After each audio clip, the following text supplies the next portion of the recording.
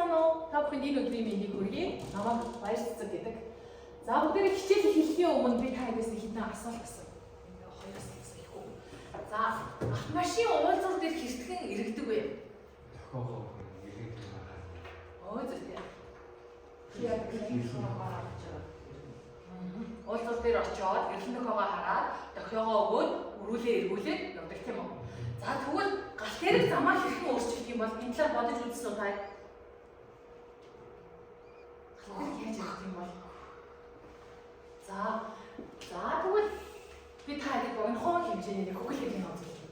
Эндээс дараах зүйлийг анхаарч үзээрэй заа. Энэ юу вэ гэхээр гал тэрэг сумын шижүүлгийн салгаа замтай хэсэгт эрэхтэй чиглэлээ яаж өөрчилж байна?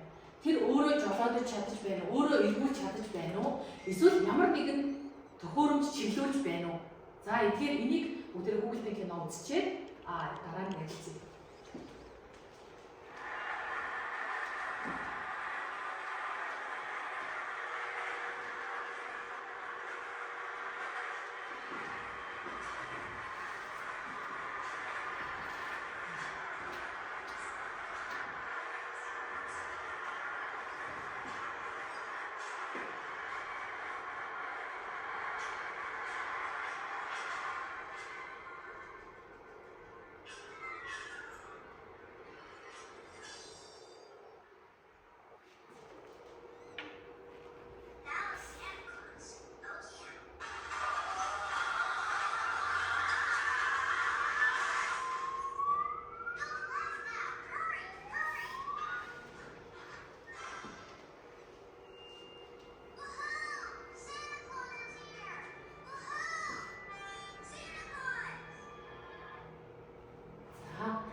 Та бүхэнд юу анзаарчихсан бэ?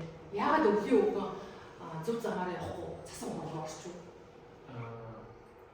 Чиглэлээ буруу хийсэн. Хин чиглэлийн буруу хийсэн. Маашаа чиглэлийн буруу хийсэн тий. Тэгэхээр гал тэрэг маань өөрөө чиглэлээ өөрчилж байна уу? Тэгэхээр нэг төхөөрөмж байгаа юм тий. За энэ төхөөрөмжийг сумын шилжүүлэг гэж нэрлэдэг байна. За тэгэхээр өнөөдрийн хичээл маань болохоор сумын шилжүүлгийн бүтэц зохион байгуулалт байгуулалтын талаар бүгдээрээ судлах нэ. За анхаалаа танилцуулъя. За эхлээд бүгдээрээ төмөр замынхаа сумын шилжүүлгийн ерөнхий ойлголт, бүтэц, эд айн, ажиллах зарчмын талаар судлах юм байна. За дараа нь сумын шилжүүлэгт илэрч болох гэмтэл, доголдол, түүний үр дагаврын талаар танилцах юм байна. За өртөөний зам болон сумын шилжүүлгийн орчинд хэрхэн аюулгүй байдлыг хангах вэ? За өнөөдрийн хичээлээр бүгдээ ямар мэдлэг олж авах вэ гэхээр сумын шилжүүлэг гэж юу болох түүний эд ангиудыг бүгдээрээ нэрлэж сурах юм байна. Ямар чадвар эзэмших вэ гэхээр сумын шилжүүлэг хэрхэн ажилтгийг, вогоон чиглэлээ яаж өөрчилдгийг бүгдээрээ макетн дээр гараараа хийж үзнэ. За ямар хандлагатай болох вэ гэхээр төмөр замын хөдөлгөөний аюулгүй байдал сумын шилжүүлгийг гүйцэтгэх үүргийг ухамсарлаж хариуцлагатай ханддаг болох юм. За та хэд маань өмнө ийм газраар явж ирсэн үү? Хүрсэн явж гарч ирсэн. За өмнө энийг магадгүй явж ирсэн байж магадгүй те. Тэгэхээр яг юу гэж нэрлэхийг мэдгүй байсан байж магадгүй те. За тэгэхээр энэ болохоор бодит сумын шилжүүлгийн маань зураг харагдчихээн. Урд талаасаа болон хойд талаасаа харагдаж байгаа те. Ингээд дээрээс нь харсан. За хичээлээ сайн ойлгохын тулд бүгдээрээ эхлээд яг мэргэжлийн үгсүүдийн яг юу ячи мэргэжлийн үгийн бүгдээр яг сумын шилжүүлэг дээрээ нэрлэж суръя. За эхлээд төмөр замын маань жаа зам төмөр байдаг бах маань төмөр замын маань хоёр жаа зам төмөр байдаг. Мөн сумын шор маань хоёр байдаг бахан. За хоёр сумын шороо холбосон татвар байдаг бахан. Энэ дээр харагдаж байна таад. За гэр мод байдаг бахан. За зам төмөр гэр модоо холбосон бэхэлгээ байдаг бахан. За сумын шилжүүлгийнхаа төгсгөлийн хэсэгт болохоор зүрхвч байдаг бахан. Яг энэ огтлцсон хэсэг дээр зүрхвч гэж нэрлэдэг бахан шүү. За мөн хоёр талд нь байгаа энэ төмрийг болохоор хашгирах зам төмөр гэж нэрлэдэг бахан шүү. За эдгээр үгсүүдийг бүгдээр одоо аягүй ашиглаж ярих юм шүү. За сумын шилжүүлэг гэж яг юу вэ? Бүгдээ тодорхойлох юм Биш. Галт тэрэг вагоныг нэг замаас нөгөө зам руу шилжүүлэн удирдах үүрэгтэй төмөр замын тусгай хөрөмжийг сумын шилжүүлэх гэдэг байна. За сумын шилжүүлэх маань хэдэн хэсгээс бүрддэг байх вэ? Зургийг та хараа. 3 хэсгээс бүрддэг байх чинь. Шорын хэсэг, шилжүүлэх тархины хэсэг, тоончийн хэсэг гэсэн үндсэн 3 хэсгээс бүрддэг байна. За энэ хөрөмж маань ойролцоогоор 20-с 30 метрийн урттай хөрөмж гэдэг байна. 20-с 30 метрийн урттай гэхээр 20-с 30 алхам гэсэн үг тийм. 20-с 30 алхам. За сумын шилжүүлгийнхаа бүгдээрээ одоо хамгийн эхлээд шорын хэсгийн эд ангиудтай танилцъя. Энийг би та бүхэнд товчхон үүргүүдийг бас яриа очие. За шорын хэсэг дээр маань ямар эд ангиуд байдаг вэ гэхээр жаа зам төмөр байдаг бахан. Энэ жаа зам төмөр. Энийг бүгдээрээ хөдөлгөөнгүй зам төмөр гэж нэрлэж байгаа. Хөдөлгөөнгүй.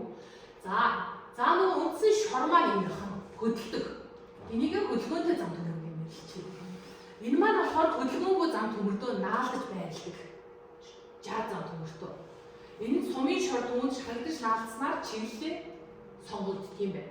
За шор маань болохоор галт тэргийг аль замаар явахыг чиглүүлдэг бахан мөн сумын шилжүүлгийн хамгийн чухал хэсгийг шор гэдэг байна.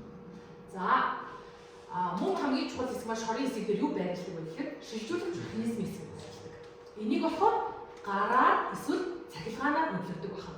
Энэ маань төвлөрүүл тохиолдлын системтэй холбогддог бахан. За энийг дараагийн слайд дээр бүгдээ тодорхой ярина. За энэ улаанаар бүрэлдэхүүн маань та харж байна уу? Энэ маань болохоор нөгөө дэр мод манайх нь энэ дээр дэр модоо зам төмөртөөгөө холбосон бэхэлхээний хэсэг байна. Энэ бүх эд ангиудыг суйрлуулж тогтоод ачааллыг хүрсэн жиг дамжуулдаг байна юм байна. За нөгөө яг голын хэсэгтэй шилжүүлэх тархины хэсэг. Энэ дээр болохоор бүгдээрээ яг сумынхаа шорын хэсгээс гарлаа, вагон маань шорын хэсгээс гарлаа. Зүрхөвч хүртэх, энэ хүртэл үргэлжлэх дунд талын морийг шилжүүлэх тархир гэж нэрлэдэг байна. За энэ хэсгээр галт тэрэг маань зөөлөн, аюул буй, савлгаа балтаагаас чиглүүлж дараагийнхаа зам руу ороход бэлтгэдэг байна. За одоо энэ хэсэг маань ямар хэсэг гэж вэ? Тоонолжийн хэсэг. Тоонолжийн хэсэг дээр ямар эд ангиуд байдаг баха? Зүрхөвч, хашиг зовлон гэсэн эд ангиуд байдаг баха. За зүрхөвч маань ямар үүрэгтэй юм бэ? Тэгэхээр төмөр замуудын огтлсон хэсгийг хилдэг бахан дугуйг саадгүй нэвтрүүлэх үүрэгтэй байдаг бахан яг энэ хэсгээр. За хашиг зам төмөр нөгөө 2 байдаг гэж хэлсэн дээ тийм. Энэ 2 байдаг. Энэ маань дугуйг зөв чиглэлээр явуулах зорилттой зүрхөвчээр яг энэ зүрхөвчээр дугуй маань галт тэрэгний маань дугуй гарах үед нөгөө талаас нь дугуй хамгаалах үүрэгтэй байдаг бахан.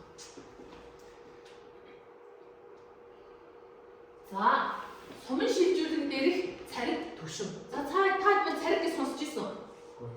Цариг сонсч ирсэн. Яг өргөн нарийн цариг тийм ээ. За цариг гэдэг бол хоёр зам төмрийн дотор талын ирмэг хоорондын зай буюу замын өргөн гэдэг байна. За бид нар хөлдөө гутал өмсдөг шүү дээ тий. Гутал өмсдөг. Багцсан гутал өмсөх юм бол нөгөөт маань ордгоо тий. Томцсон гутал өмсөх юм бол ингээ явгаж явах эргүү байдаг тий. Тэр шиг галт тэрэгний маань дугуй яг царигтаа таарч байх хэрэгтэй байна. Энийг бид нар юугаар хаана хэмждэг вэ гэдэг маань болохоор яг энэ улаан зургаас нь үздэг бид нар царигуудыг хэмждэг байна. Юугаар хэмждэг юм бол за энэ талаар хэлээ. За төвшин гэдэг маань болохоор төмөр замын баруун зүүн зам төмөр маань яг хоорондоо ижил өндөрт тэгшин байх хэрэгтэй юм байна. За энэ маань юу гэсэн үг вэ гэхээр таад маань барилга барьдаг, ширээ ингээд байрлуулж тавьж мөвөхөд ингээд нэг юм багж ашиглаж штэ дундаа устай тэрийг өгдөг үлээ. Тэгш ус. Яг тийм тэгш устай багжаар энэ одоо энэ дээр яг бодит байдлаар харагдаж байгаа. Тэгш устай багжаар бид нар цариг болон төвшин сумын шилжүүлэгээр хэмждэг байна. За Монгол улсад өргөн цариг ашигладаг 1520 мм цариг ашигладаг. За бусад улс орнуудад 1445 мм цариг ашигладаг. Тэгэхээр энэ хоёрын хооронд зөрүү нь хэрэг хэдэн мм? 1445 мм. Монгол улс маань болохоор өргөн цариг ашигладаг 1550 мм. 8.5 мм шүү. За тэгэхээр бид нар одоо өөрсдийгөө өндрийг хэмжихдээ юугаар хэмждэг лээ? Сантиметраар хэмждэг тий. Жишээ нь би одоо метр 73 см гэдэг байна. Тэгэхээр сумын шилжүүлгийнхаа төхөөрөмж буюу энэ төмөр замыг хэмжихэд бид нар өргөн болон төвшин хэмжихэд миллиметрээр хэмждэг байна. Тэгэхээр маш нарийн байгааз мм-ээр 1-2 мм-ийн зөрүү гаргахад энэ маань галт тэргэнд маш их том эрсдэл үүсдэг гэсэн үг. За дараагийн. За сумын шийдвэрлэлийн маань ажлах зарчим. 2 ажлах зарчимтай байдаг байна. Цахилгаан төлөвлөлттэй байдаг ахын гар ажиллагаатай ахын. Гар ажиллагаатай бүгдээрээ сая Машагийн хүүхлэгийн өндөр сарсан тийм үү. За цахилгаан төлөвлөлтийг бүгдээрээ богинохон бичдэг байгаа нэг талтаараа.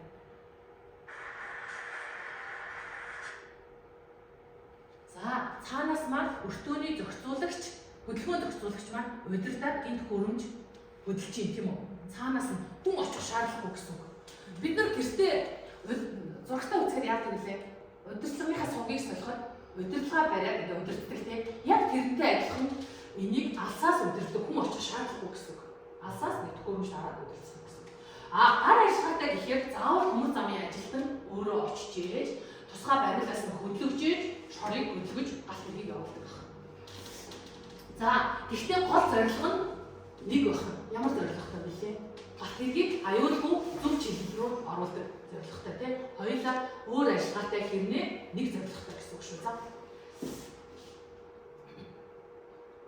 За ингээд нэгдүгээр сэдвийн маань агуулга ярихлаа дуусч байна. Бүгдээр агуулга бацтгаад дараах асуултуудад хариулъя. Гэхдээ асуултанд хариулахдаа зүгээр тийм үг өгөхгүй шүү. За бүгдээр аймаг зөв хариулвал анхаарал татах. За та энийг буруу хариулвал нэг хүүхэд уурлахаараа бүгд ингэ нэрсдэг шүү дээ тийм. Тэр шиг нэрсэн шүү. За би та яагаад асуулт асууя. Сумын шилжүүлдэг галт тэргийг чиглүүлдэг. За сумын шилжүүлдэг вагоныг чирдэг. Ротын чирдэггүй шүү дээ тийм. Буруу. За сумын шилжүүлгийн эд анги 2-с бүрддэг. Сумын шилжүүлгийн эд анги хэдийсээс бүрддэг? 3. Зөте 3-с бүрддэг. За сумын шилжүүлэг бол төмөр замын уулзуур юм. Зөте уулзуур юм тийм. За сумын шилжүүлгийн хамгийн чухал хэсэг нь шор юм. За бүгд ихнийхээ агуулгыг ингээд баталчихлаа. За бүгд өмнө үздэн хичээлтэйгээ уялдуулаад өнөөдрийнхөө хичээлийг уялдуулаад нэг басгал ажил хийлээ. За бүгдээрээ багаараа 2 баг болгоод хуваалцчихъя. Та эдийн маань урд төмөр замын маань сумын шилжүүлгийн макет байгаа. За би та хоёрыг уншия. За энэ улаан сумыг бүгдээрээ галт тэрэг гэж харна шүү. За галт тэргийг Б зам руу оруулахын тулд сумын шорын байрлалыг зөв тохируулж шорын байрлалын зөв тохируулах нь шүү. Одоо бүгдээрээ төмөр замын ажилтан гэж бодоод очоод байрлалыг нөгөө Маша бүгдээрээ удирдаад ирсэн шүү дээ. Тэр шиг тохируулж өгнө. Галт тэрэг зөв тохируулж галт тэргийг явуул гэсэн гар болон дуу тохио өгнө. За энэ талаар хичээл өмнө бүгдээрээ үзсэн байгаа тийм. Энийгээ батцах юм. За тэгээд энэ тасалтайгаа уялдаад сумын шор ямар үүрэгтэй байна? Сумын шор бүрэн наалдахгүй бол ямар эрсдэл үүсгэр вэ? Бүгдээрээ энэ дээр 5 минутын хугацаатай бодож макет нэрээ ажиллацгаая. За бүгдээр одоо юу яа л та.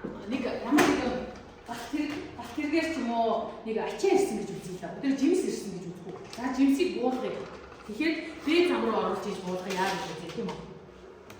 За та жимсээ сонгоод тохиогоо өгнө шүү. За танаа багийнхан яаж вэ? Чиглэлээ сонгоод тэгэхээр чиглэлээ зөв сонгоод тэгээ өмнөх хичээл дээр үзсэн нөгөө гар болон дуу тохионуудаа өгнө шүү. За 5 минутын хугацаатай сайн бодоод сумын шилжүүлгийн маш шор ямар үүрэгтэй байна хамтдаа ярилцаарай. Мөн сумын шор бүрэн наалдахгүй ямар эрсдэл үүсгэр вэ гэдгийг богоно явуулж байгаа үзээрэй. За шороо ингэж дутуу ингэж завсар гаргаж байгаа наалдахгүйгээр завсар гаргаж байгаа яаж хараа. Бүгдээрээ бодит байдал дээр ингэ мэдэрч үзье.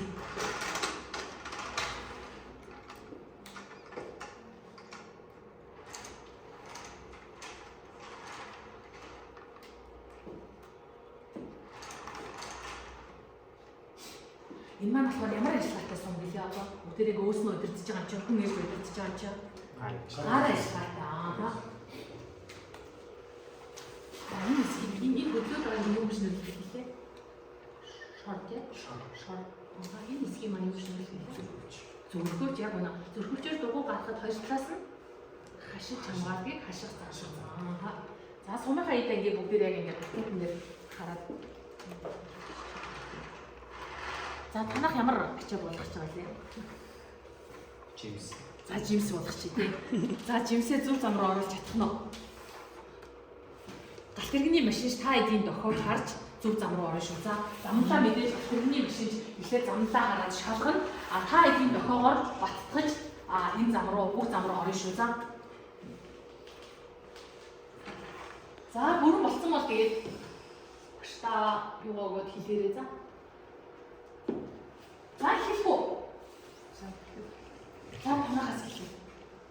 За чиглэлээ ихлэ сонгоод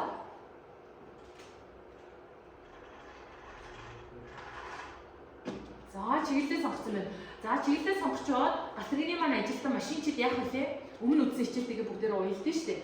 Өмнө үдсэн хичээлтэйгээ уялдаад дуут тохоогоо өгөөд гар тохоогоо өгөөрэй.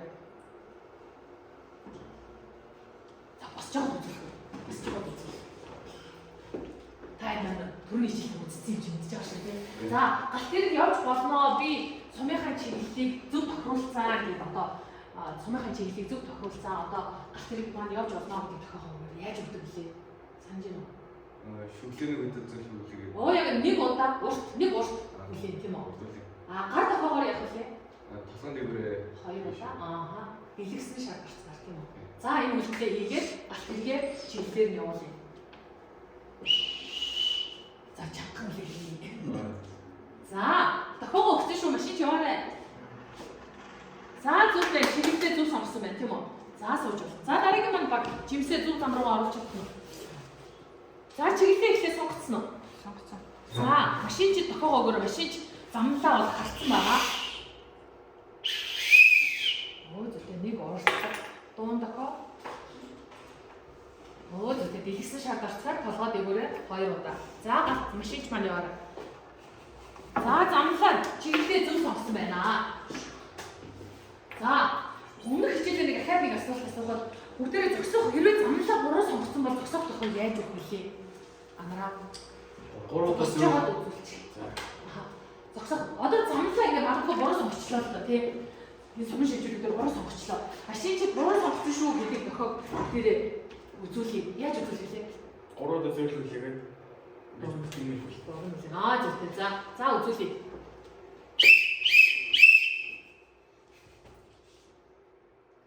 За өмнөх хичээлийг бүгдээрээ удирдах дасгалаа. Одоо дараагийн дасгал маань юу вэ гэхээр за сумын шорон ямар үүрэгтэй бэ? Зөв чиглэл. Оо яг үнэн зөв чиглэл рүү оруулах үүрэгтэй байна. За сумын шорон бүрэн наахгүй ямар эрсдэл үүсгэх бэ? замаасаа гараад. Оо яг үнэн замаасаа гараад осолдохоор юм шүү. Нөгөө шороо дугуун ороод хуглахаас аюултай байгаа. Яг тэр энэ шор маань нэмэх юм байдаг байхгүй юу? Яг энэ зам төм рүү бодвол нэмэх юм байдаг. Тэгэхээр шор маань ингээд осол гараад эндээ дугуун ороод нөгөө талаар нь хуглах аюултай байх шүү. За ингээд өмнөх хичээлтэйгээ бацгаад нэгдүгээр агуулгынхаа хичээлийг бүгдээрээ давтчихлаа. За дараагийн агуулга юу вэ? За дараагийн агуулгыг хэлэх өмнө би бас та хэдээс дахиад асуулт гэсэн аа. Замын гэрэлтэн тохио ашиглавал ямар эрсдэл үүсэх вэ? Түнжрэл үүснэ. За төвчл үүснэ. Осол гарна. Стресс үүснэ. Яг хүмүүсийн ажил хойшлт юм уу? За сумын шийдвэрийг ашиглавал галт тэрэгний хөдөлгөөнд ямар эрсдэл үүсч болох вэ? Хоёр галт тэрэг хоорондоо мөргөлдөн. За зөв. Хоёр галт тэрэг хоорондоо мөргөлдөн шүү. Замаас. Буруу зам руу. Оо яг үнэ буруу зам руу орно тий. Сум шилжүүлэх нь ажиллахгүй эсвэл шормаа хөнгөхгүй ч байх юм бол буруу зам руу орох юм шүү дээ тий. За дараах зургуудыг бүгдээрээ харъя. За нөгөө төгсөл маань хаашаа явах бүгдээр мэдхээр болсон нөгөө гэрэл нөхөө маань замын маань нөхөө ажиллахаа байлаа ингээд хаашаа явах мэдхээр болсон. Энэ дотор хүмүүс одоо орилж байгаа. Яваач чи цаашаа яваач гэж орилж байгаа тий. Ийм байдал үүснэ. За сумын шилжүүлэх ажиллахгүй бол мэдээж хөдөлгөөний шууд зогсоно. Энийг бол галт тэрэг явахгүй шууд онхолтно. Тэгээд яаралтай засварласны дараа заавал төмөр замын ажилтнтай ингэж галт тэргийг ихний ээлж өгүүлнэ гэсэн.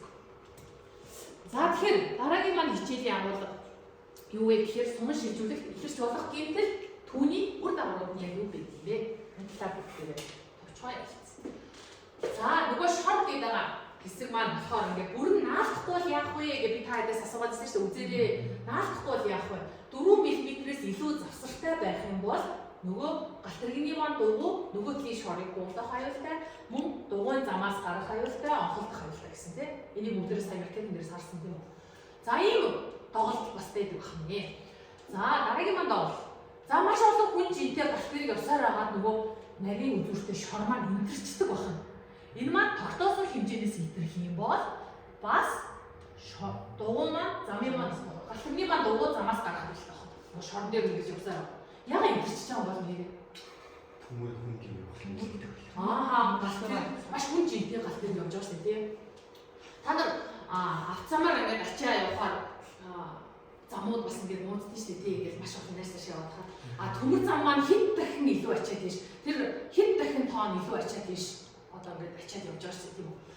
За зам төмөр маань нэг өснө ядрал авч яана л гэсэн байхгүй бас ядрал авч яана гэсэн. За сумын маань шор хөдөлгөөнгүй зам төмөрөөсөө 2 мм илүү суусан байв гэж доошоо болцсон байв. Бүр ингээд доошоо болцсон. 2 мм шүү дээ. 2 мм гэхээр бүгд яах вэ? Ийм юм шүү. Тэгэхээр 1 мм төмөр замд амар чухал байгаас 1-2 мм бүр сайн биш мм доошоо суудсан шалах юм бол нөгөө галтрын маань дуу замаас гарах хэрэгтэй баг. Замаас гарах хэрэгтэй баг. За сумын шилжүүлэг дээр энэ гэвлүүд ирэлцэрдэг байх нь энэ маань зай.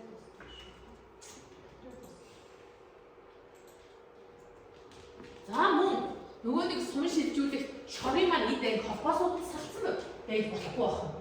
Нөгөө нэг хөдөлдөг цаанаас нь удирдаад байгаа сумын маань ил ангиуд ингээ боолт унтсан байж болохгүй наахан. Мөн шормог ингээ хугарал үүсчихсэн маш их ядрал авсан. Яагаад гэхээр энэ замыг уруу арчилснаас болоод хугарал үүсчихдэг. Хэрвээ ингээ хугарсан байх юм бол яхаар нөгөө нэг хөлгөө зохицуулагч энийг яхаар удирдах чадахгүй болох нь аваад цаанаас нь. Тэгэхээр энэ маань гэмтэл тоглолт болох нэ. Энд дээр маань галт тэрэг саатах гэсэн үг. Нэг цолгоор барьцсан.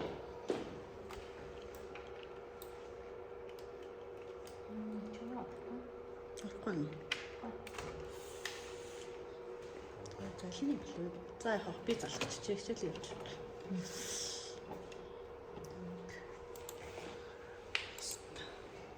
За мөн сумын шилжүүлэгт маань бүгдээрээ цариг гэж одоо үзэн тий.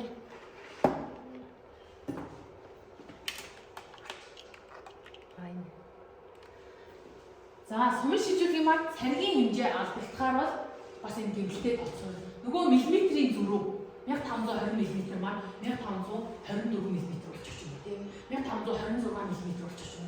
Гэх юм бол энэ маань могон дугуй маань замаас гарах хэрэгтэй болоод энэ маань гэмтэл тооцогддог байна. Энийг яаралтай засах шаардлагатай.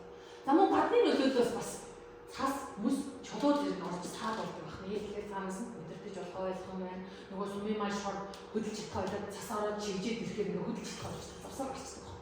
Тэгэхээр энэ маань галт тэрийг явуулж болохоор юм. Тэгэхээр дараах гэмтэл олоо үлдэрдэг байх нэ. За тэгэхээр сумын шилжүүлэн галт тэргийг нэг замаас нөгөө зам руу аюулгүй чиглүүлдэг төмөр замын хамгийн чухал гөрөмж байгаа. За энэ хэд хэдэн ил аюулаас бүрдэж зөв ажилласнаар галт тэрний хөлгөөний аюулгүй байдлыг хангадаг байна. Харин доголдол гарвал буруу чиглэлд орох ослын эрсдэл үүсэх боломжтой тул яг л байнга шалгаж зөв ашиглаж үсэг шалгалтыг тогтмол зохион байгуулах шаардлагатай. Тэгэхээр бид нар 7 хоног тутамдаа сар тутамдаа ингээд үсэг шалгалтыг байнга хийж өгдөг гэсэн. Нөгөө нэг миллиметрийн зөрүү байна уу гэдгийг шалгадаг гэсэн. Сантиметрийн биш миллиметрийн зөрүү байна уу гэдгийг шалгадаг байна. За дараагийнхаа агуулгаар бүгдээр оръё. Төмөр замын өртөөний зам болон сумын шилжүүлгийн орчин хэрхэн аюулгүй байдлыг хангах вэ? За эхлээд бүгдээрээ кейс дээр ажиллана. Кейс дээр ажиллая. Дараа нь бүгдийг таадын ажилласныг нэгтгэхэд бүгдээрээ ярилцъя. За кейсийг уншия. Та гэр бүлийн хинтэйгээ хөдөө аялж авна. Замдаа нэгэн хот суурийг дайрахад төмөр замын өртөөний орчин сумын шилжүүлэгтээ олон зам таарлаа. Зориултын явган хүний гарт 200-аас 300 метрийн цаана байгаа. Боловч зарим хүмүүс зам дээр товчилж гарч байна. Таны найз ингээд шууд гарч явж болно штэ. Хэдхэн секундын л асуудал шүү дээ гэж хэлв. За даалгав. За 2 баг болгоод хуваачи. Эхний 2 асуултын 1-р баг маань хариулаад бэлдээ. Дараагийн 2 асуултыг 2-р баг маань бэлдээ. За даалгавар эхний 2 асуулт нь юу вэ гэхээр за та ямар шийдвэр гаргах вэ? Яагаад? Хэрэг та найзаагаа гарч туршлууд ямар эрсдэл гарч болох вэ? За, хоёрдугаар баг маань болохоор хэрэг та аюулгүй гарцыг сонгоод юуг хамгаалж байгаа вэ? Найзтай ердөө 3 үгээр аюулгүй байдлын 4 буюу урай үгийг гаргана уу? За, энийг бүгдээрээ 5 минутын хугацаанд бэлтэж яагаад багийнхандаа танилцуулъя гэх үү?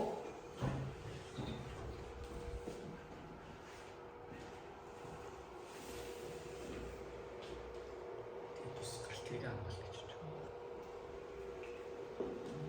За, сайн хэлээ. Ямар өсөлтөд тусч байна. Танаа найз ч одоо ингээд зам дээр очиж яг энэ замаар яг гараад үл чийдээ зэрэг яхаа. Галтыг чинь бас. Энэ зам дээр юу гарч болохоор байна уу? Болохгүй л дээ. Хоёр талаас нь. Тэгээ гарцсан 200-аас 300 м-т байгаа гэдэг өгдөлтөс тийм байгаа шүү дээ. Та гарцаараа сонгох уу эсвэл яагаад ингээд захихтай тайлбар биш үү?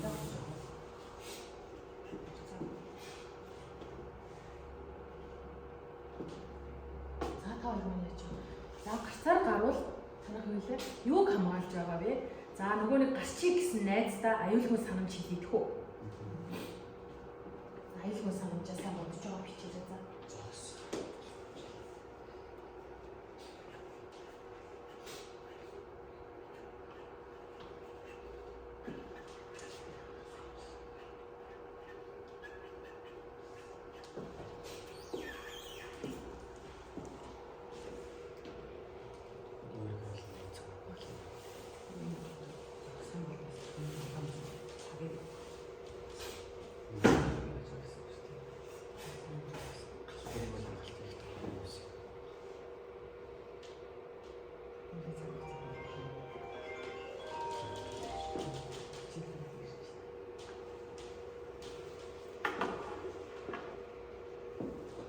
Эхний 2 жилийн агуулгыг сайн бодож байгаа аюулгүй байдлыг санаж хэлсэн шүү дээ.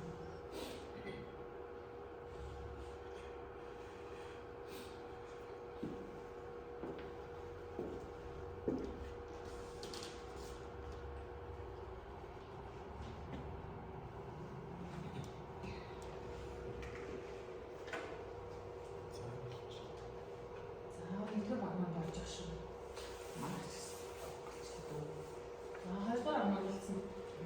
За, нэгдүгээр багаас бүгдээр ихлээд гэсэн. За, тезийг ахиж уншуу. Тезийг ахиж уншчих. За. Та гэр бүлийн хинтэйгээ хөдөө аялж явна. Замдаа нэгэн хот сойрог дайрахад төмөр замын өртөөний орчим сумын шилжүүлэлтээ зам таарлаа. Зориултын явган хүний гарц 200-аас 300 м-ийн цаана байгаа боловч зарим хүмүүс нь зам дээр товчиж гарч байна. Таны найз ингээд шууд гарч явж болно шүү дээ гэж хэдхэн секундын асуудал штэ гэж хэлв. За, нэгдүгээр баг маань та ямар шийдвэр гаргах байсан бэ? Яагаад? Найзруу дагаж гарахгүй. Яагаад гэвэл маш аюултай. Төмөр замын маань орчин маш аюултай тийм үү? Дагаж гарлаа гэдэг тийм секунд хуучна гэсэн юм байхгүй. Тэгэж 200 300 м алхаад гарцаараа гарсан юм. Тэгэхээр найзынхаа өгөөнд орохгүй заавал гарцаараа л гарна тийм үү? Оо зүйтэй. За, сайн байна. За, дараагаас бол хэрэг та найзаагаа дагаж зам товчлвол замаа товчлсон гэж бүгдээрээ бодъё тэхүү. Найзынхаа өгөөнд ороод замаа товчлчлаа шүү дээ. Тэгвэл ямар эрсдэл гарч болох вэ? Өөхөх эрсдэл гарч болно. За, Таваа гарч болно.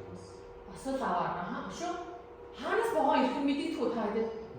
Мэдээдгүй тэгэхээр богоо бас дайрах байлаа. За, тэгээд нөгөө сумын шилжүүлгийн дээр бүгдээрээ гарч болохгүй. Нөгөө хөдөлгөөнтэй сумын шилжүүлгүүнээр тэгээд гарах нь бол хэрэг гарчаар бол яахаар вэ? Тэр нөгөө хөдлөд байгаа зам төмөр хөлөө авчуул хэрэгсэл байгаа биз? Тэгээд нэгэд авчуулах гэх юм бол тэр чинь маш хүн жинтэй ийм хатуу төмөр учраас гарч чадахгүй шүү дээ. За, нэгдүгээр багийнхан маань маш сайн хариуллаа. За, 3 дугаар асуултыг хэрэг та аюулгүй гарцыг сонгоод юуг хамгаалж байгаа вэ? 2 дугаар багийнхан маань юуг хамгаалж байгаа сонгосноор өөрийгөө хамгаалж байгаа бас найзыг хамгаалж байгаа. Тэгээд бас нөгөө талаараа бол хэрвээ аюул гараад зогсчих юм бол аюул олон хүний цаг хугацаа болсон. Яг цаг хугацаа тийм цаг хугацаа болсон болж байгаа. Би таад нэг юм эсвэл галт хэрэг тоормос гიშгээд хэдэн минутын дараа зогсдог вэ? Хэдэн метрийг туулж зогсдог вэ? Энийг мэдэх үү? Яг үнэ 1000 м. Машинтай бид нар явж байхдаа тоормос гიშгэлээд бол ингэ зогсдгийг шүү дээ. Галт хэрэг тэр болгон хүнд жинтэй галт хэрэг болохоор тоормос гიშгэлээд бол 800-аас 1000 м-ийг туулж зогсдог шүү. Тэгэхээр сая 3 дугаар багийн хүн маш сайн нэлээгүй хариуллаа тийм үү? За найзыгаа хамгаална, өөрийгөө хамгаална, хайртай хүмүүсээ хамгаална, мөн бусдад төв удахгүй нь тийм үү? Төмөр замын ажилтан бусдад хүмүүст төв удахгүй байх нэ гэсэн цаг хугацаа гэсэн. Яг зөв энэ дээр маш сайн нэлээгүй ойлголоо. За найзтай 3 үгээр аюулгүй байхийн 3 ураа үг бэлтгэсэн үү та юм аа? За ямар үг бэлтгэсэн? Өөрөө зогс хар болгоомж. Оо яг үнэ. Замаа гаргахтаа гэхэд та зогсно. Тэгээ хоёр тийшээ харна. Тэгээд болгоомжтой гараарай тийм үү? За маш сайн байна. За кейсээр бүгдээ маш сайн ажиллалаа. За одоо би та хэдийн юунуудыг нэгтгэхэд, даалгавруудыг нэгтгэхэд аюулгүй байдлаа ямар эрсдэл гарчвал талаар, аюулгүй дүрмийн талаар бүгдээ хамтдаа танилцуулъя гэх үү? За ямар эрсдэл гарч болох вэ гэдгийг бас хэлсэн тийм үү? Хөлөө хавчуулагдаж болно гэдэг. За хөл хавчуулагдах эрсдэл байгаа юм байна. Яагаад тэгэхээр сумын маш хор хөдөлж явах үед гар хөлн ой байх юм бол хавчуулагдах эрсдэлтэй гэсэн тийм үү? За мөн өдөрж унах эрсдэлтэй. Яагаад тэгэхээр сумын маань ид анги, сумын шижүүлгийн маань ид анги маш олон ид ангиас бүрддэг учраас одоо чи хөлгийн маань үдээс нэглээд ч юм уу тийм бүдрээд унчих аюултай гэсэн. За мөн галт хэрэгэд мөргөөлөх эрсдэлтэй. За нэгдүгээр ойлгох маань хэлсэн тийм үү? Хаанаас ирэх нь тодорхойгүй учраас галт хэрэгэд мөргөөлөх эрсдэл бас байна гэсэн. За зам хооронд хавчигдах. За нөгөө хоёр зам байдаг шүү одоо нэг талаар нь галт хэрэг явлаа, нөгөө талаар нь явлаа. Яг тэр хоёрын хооронд ингэ зогсож болохгүй байхгүй бид нар. Тэгэхээр маш эрсдэлтэй хавчуулагдана. Одоо яг их чинь маш хурдтай явж байгаа учраас тэр ямар нэгэн чулуу мул өсрөх юм уу тийм өдрөө өсрөх тийм хөрсөнд бас гардаг шүү дээ. Хоёр зам төмрийн хоёр замын хооронд зогсов. Зам төмрийн биш бүр замын хооронд. За ид анги гэмтэх. За нөгөө сумын шилжүүлгээр маань ингээд бид нэр гарчлаа ямар нэгэн төхөөрөмж ямар нэг юм барьж байгаа бүгдээ гарчлаа гэж бодъё л та тийм. Тэр ид анги унгаачих юм бол сумын шилжүүлгийн маань гэмтэх, хавчуулагдах. Тэгээд нөгөөх маань удирдахаа болох тийм эрсдэлтэй гэсэн үг шүү дээ. За ийм эрсдлүүд гарч болох нэ. За нэгдүгээр агийнхандаа баярлалаа. Бүгдээрээ бүх эрсдлүүдийг хийж чадсан тийм үү? За аюулгүй ямар дүрэн байж болох вэ? Зам дээр тоглож болох уу? Болохгүй. Түр саатаад ингээ хоорондоо бүгдээрээ ярьж болох уу? Тэр тэгсэн гэж хэлсэн шүү дээ. Энэ гэсэн гэж хэлсэн шүү дээ. Болохгүй тийм үү? За сумын ид ангиудыг ингээ хүрээд үзэж ингэж болох уу? Болохгүй тийм үү? За зам хөдлөн гаргахтаа заавал зөвшөөрөгдсөн гарцаа гарнаа. Бүгдээрээ заавал зөвшөөрөгдсөн гарцаа гарна. Төмөр замын маань орчин яг тэр вагоны л орчин, хүний орчин биш. Тэгэхээр маш эрсдэлтэй, аюултай орчин гэсэн үг шүү. За галт хэрэг ирж байгаа эсхийг хоёр талаас нь заавал шалгаж харна. Хоёр талаас нь. За чихэмж зүгээд уцаа маажаад гарч болох уу? Бид нар нөгөө юу авцамаар гарахтаа тэгээ гарч идэв шүү дээ хүмүүс. Тэгэж гарч болох уу? Болохгүй шүү дээ. За сумын шилжүүлэг хөдөлж байх үед ойртож болох уу? За нөгөө ойртож болохгүй шүү дээ. Гар хөлөө хавчуулдаг маш том эрсдэлтэй. За галт хэрэг өнгөрсний дараа шууд зам руу буугаар нөгөө талаас нь магадгүй өөр галт хэрэгүүд орж ирнэ шүү. Ягаад гэхээр эхний явж байгаа галт хэрэгний чимээ маш их байдаг. Дараагийн галт хэрэг ирж байгааг мэдгүй өнгөрч аюултай гэсэн. За хоёрдугаар баг маань ураа уг гаргасан тийм ээ. Ямар ураа уг гарлаа? Зогс хар болгоомж. Оо яг зогс хар болгоомж. За энийг багш нь арай өөрчлөөд зогс ажигл бүү яар гээд бүгдээ ийм үг гаргаж идэх үү. За хоёрдугаар багийнхан маань маш гоё ураа уг гаргасан. За аюулгүй гарцыг сонгоно гэдэг зөвхөн өөрийгөө биш. Таныг хүлээж байгаа гэр бүл хайртай хүмүүсийнхээ аз жаргалыг хамгаалж байгаа гэдэг юм аа. За би та гэрийн даалгавар өгнө. Насан туршдаа санаж өгөх. Гэрийн даалгавар бүгдээ. За ямар гэрийн даалгавар вэ? Хоёрдугаар багаас маань гаргасан ураа угийг бүгдээ насан туршдаа санаж хэрэгжүүлж явах гэрийн даалгавар өгье. За энэ ямар ураа үг вэ? Бүгдээ хамтдаа хэлье. Зогс ажил бүү яа. За энэ ураа үгийг та гэрийн даалгаварт өгч насан туршдаа санаж хэрэгжүүлж яваарай гэж хүсье. За ингээд бид сумын шилжүүлэг гэдэг нь зүгээр нэг хөрөмж биш. Галт хэргийг аль замаар явах вэ гэж шийддэг төмөр замын уулзал гэдгийг бүгдээ мэдж авлаа тийм үү? За өдөр тутмын амьдралд бид замын гэрлээ дагаж явдаг шиг төмөр замч гэсэн өөрийн гэсэн дүрм зохион байгуулалттай юм байна. За тэр дүрмийг хүндэтгэж зөвхөн аюулгүй гарцаар гарвал та өөрийгөө биш таныг хүлээж байгаа хайртай хүмүүсээ ч гэсэн хамгаалж байна гэсэн үг. За ингээд хичээл маань идэвхтэй оролцсон та бүхэндээ баярлалаа. Анхаарал хандуулсанд баярлалаа.